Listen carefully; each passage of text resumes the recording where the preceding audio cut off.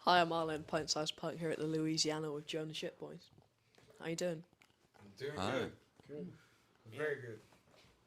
Yeah, I haven't seen you guys since like end of the road like 2 years ago. Yeah, So, that's right. Pretend we just haven't been chatting for like half an hour and tell me how you've been. We've been chatting for half an hour. You just now asked me how I've been.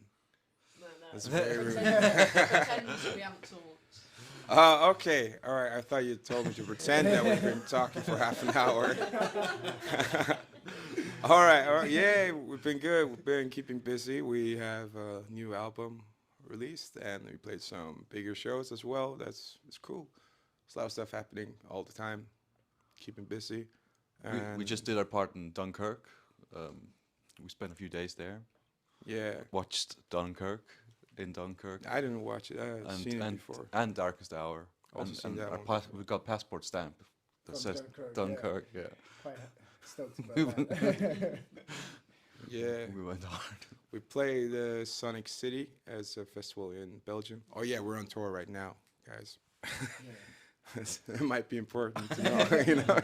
The tour started with Sonic City in Kortrijk in Belgium. That was very cool. It's like so many people there. And the day after we played in Antwerp, it was 15 people, but it was also cool. Very cool. Show. And then we played Brighton. That was at the Hope and Ruin. It was great. It's always great there. It's good, yeah. Actually, I think it's always great to play shows, honestly. This is very rare that we play a show and I'm like, ugh, could have been better. That was very boring.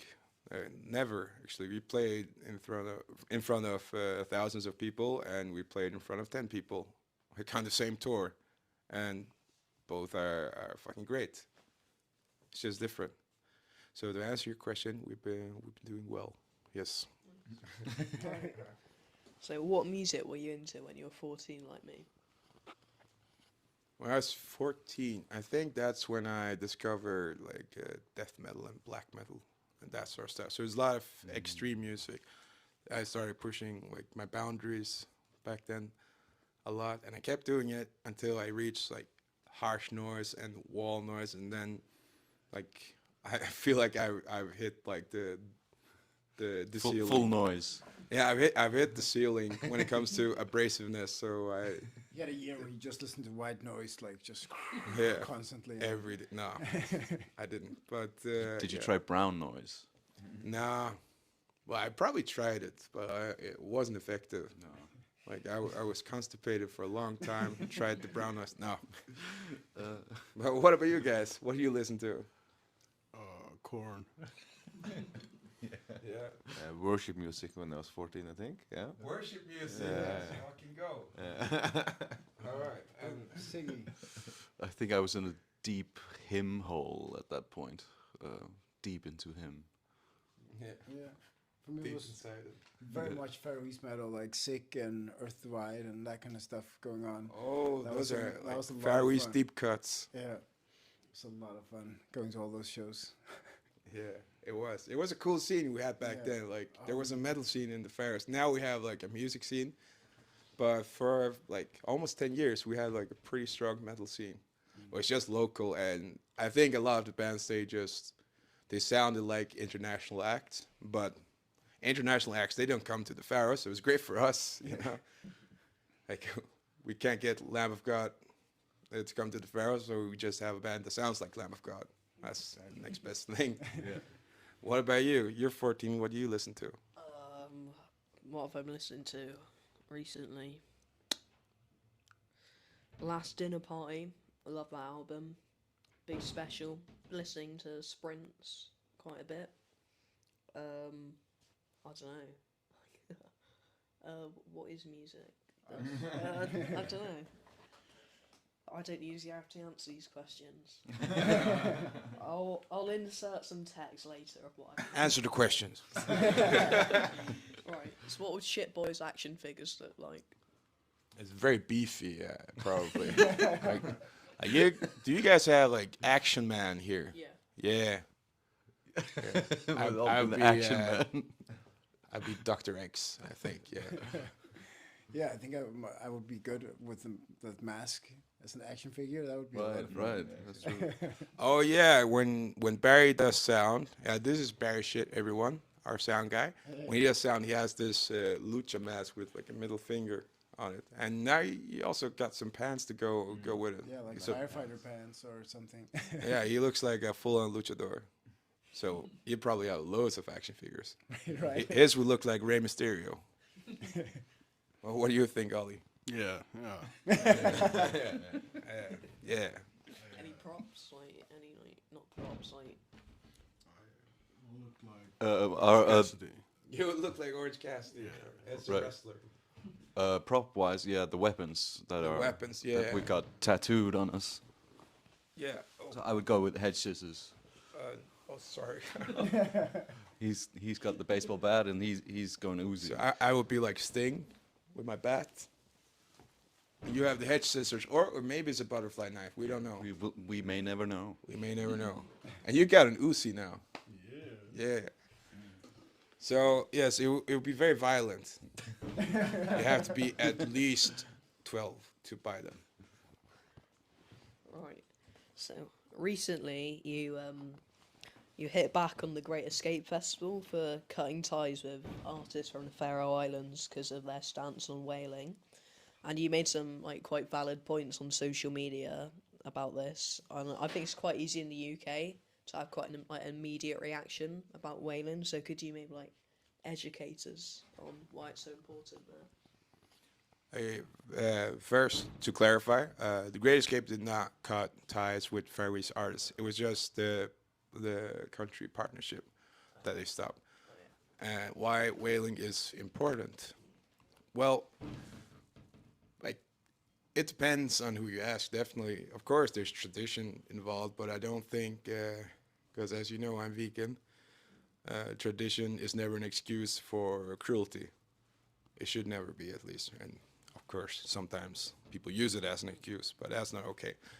But industrial farming is so much worse. Animals live in confinement their whole lives, get tortured, and then they get killed. And it's so wasteful as well. And the greenhouse gas emissions, I think it's like over 14% of human caused greenhouse emission comes from animal agriculture. And the whales, they live freely their whole lives. They are smarter than all the other animals, except for humans. But how smart do you have to be before you're exempt from getting murdered? And if we remove whaling in the Faroes, it won't be replaced by veganism. It won't be replaced by plant-based food. It will be replaced by industrial farmed meat, which is way worse. And of course, we already have industrial farmed meat. It's not like we're just a bunch of rednecks living off of the land. But these whales, That number would go up. yeah, that number would go up. But these whales, they live freely, like I said, and then they have this like final half hour, 1 hour of their lives that's very stressful. It's terrible. And they get killed, but they killed very swiftly. But the chase itself, like, is not nice for the whales. Definitely not. But I would rather pick the life of a whale than a pig, like in the animal industry. Like 100%.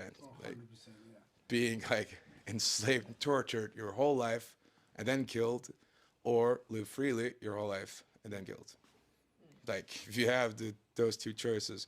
So if you remove the piled whale hunt, which we call the grind, if you remove that, And it's a very passive hunt as well. It's not like we actively go out and seek it. It's kind of when they come around. yeah, definitely. Yeah, it's like about 1,000 whales a year. And if we remove the grind, then we increase like industrial farm meat. So remove the grind and we increase cruelty in the world. So that's why it's not okay to remove it right now. But as soon as I would be sure that it will be replaced by plant-based alternatives, then I will go against the grind. But as this right now, going against the grind is increasing the suffering of animals as a whole, even though you save some whales. And I know you guys are not used to seeing whales being slaughtered, but we are. And maybe whales are cute, but that's entirely subjective. That's also the thing. So are cows and pigs. I mean, they can be cute Yes. But yeah, so that's like how cute something is also not like a measurement to go by, I'd say. There's an old Paul McCartney quote about like the amount of meat eaters in the world would go drastically down if slaughterhouses were made of glass and if you could see what's going on in there. And this is kind of that happening.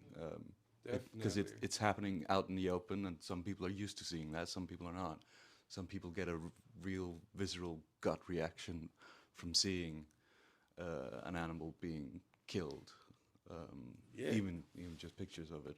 It looks gruesome. There's like And- blood everywhere. The ocean Right, turns yeah. red. It And looks awful. It looks like that inside the meat factory as well. Yeah, if it was underwater, it would It's look just the behind same. closed doors. So who've been your three main influences? And you got to decide this all together. As a band, I've got one. you said Scott Pilgrim. Yes, Earlier today. the fictional band in Scott Pilgrim vs. the World called the Sex Bombs. Yeah. Sex Or, Bomb. or was it just Sex Bomb? I think it was Sex Bomb. Yeah, The that one's a singular huge Sex influence. Bomb. Wait, Bomb, are those the small ones or the big ones in Mario 64? I think it's the small ones. Small ones. Yeah, or the boss. That's the big one. Yeah, I think it's got a name or something. Probably King something. King Babam, maybe. King Sex Bomb.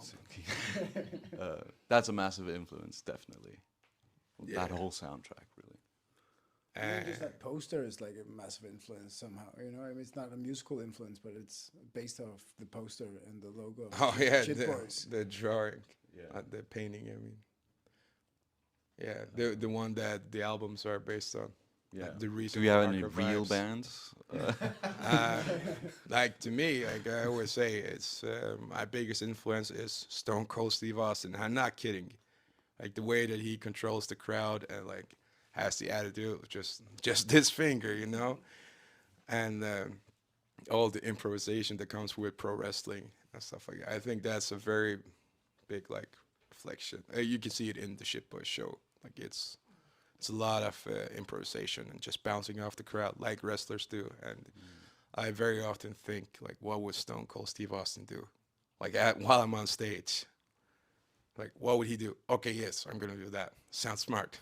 Thank you, Stone Cold. Oh, and 200. At 200, yeah, definitely. The other That punk was band. the one punk band back home when we were kids. So Yeah, now there's two. yeah, there's two. We played with them like properly for the first time this year. Yeah. That's lazy of us. I'd say there's two punk bands and now they finally They don't play together. together. And it's not like we're enemies, like we're all friends. We know them quite well. It's stupid. Right, so Kiss, Marry, Kill, Sex Bomb, Stone Cold Steve Austin, 200. I would marry Stone Cold. Who'd you kill? Or kiss? Oh, I would kill 200 and there's one punk band. Okay. So if you want to hear punk, you have to come to us. So let's kill 200 and yeah, we'll kiss Sex Bomb. All right. I'll kiss the Sex Bomb. Yeah. Yes. As you play more and more, is it hard to sound shit? You think so? No, I mean like we've rehearsed a lot for this tour, but that's just because Huey, he's our stand-in drummer. Yep. And he needed to some learn practice. the songs. Yeah, and I was very like, because we rarely practice. 'Cause it keeps us on our toes. It's a very think- like improvisational feel. Yeah, I think the songs aren't really hard to play. There's just a lot of songs to know. Go very quickly. Yeah. Quick changes. Yeah. He has to start all the songs, so it's a lot of memorization. Like 40 songs to remember to start off. Yeah, So I'd like to say before I ask this question, I think it's a stupid question, but Mum really wanted me to ask it. So, would you rather live in the universe of The Godfather or SpongeBob? Well, if I live in the universe of SpongeBob, like I am a human. Like I don't know how humans live in the universe of SpongeBob, or would I be like like a sea creature? You're a human, I guess, but you know, Sandy the squirrel manages and she breathes in. Is there like I I saw like SpongeBob when I was 12. It was on MTV for a brief period, and then like I moved away from the Faroes for a year, so I just saw like a few episodes. I thought it was cool, but I don't really remember it. But if I'm in the Godfather universe, like if I'm in the Faroes, like they're not coming over, you know.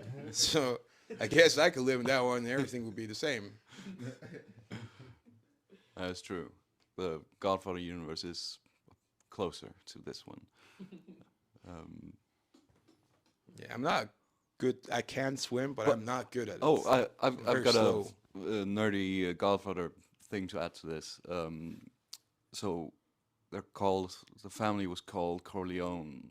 Yeah, and that's a town in Sicily somewhere, and that town is about the same size as the capital back home for us.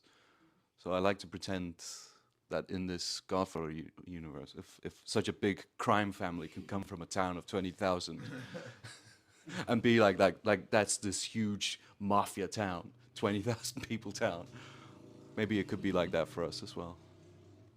Yeah. What are some of your albums of the year? Well, a local one by a doom metal band called Hamfer. Hamfer is, yeah, just to translate for you guys, Hamfer is when somebody gets lost at sea, like passes away, and they come like to just report that they've passed. So, like the wife would be at home, and then she would hear like the door like closing, and maybe there's some wet clothes there, or like there's a puddle on the floor, and then she knows that the person has passed. But they made a concept album of, yeah, talking about the Grind. There was a Grind in this tiny village of Sandvik in the Faroes, where it was, I think Was it 100 years ago or something? Yeah, yeah, yeah. It was like more than 100 years ago, a little bit more, like very early 1900s, maybe like 1911 or stuff like that. And 14 men died as they were going for a Grind, and that's a huge sorrow in such a small place. Like there weren't that many people in the whole country, let alone this island that this village was on, and the village itself was tiny, and you lose all these men, and it's back It's like in those half days. the men of the village or something. Like. It's probably more than half, honestly. And the men were yeah, they went out fishing, like, so the men died, like, you can't feed yourself. And yeah, it was terrible. And they made a concept album, and it's just amazing. Like, it's very heavy, and it's got growls and screams, but also beautiful singing, like almost operatic singing. So, Hamfer, it's Men Guds hand är sterk. God's hand is strong. Yeah. Ollie, what's your album of the year? Whoa. Brat.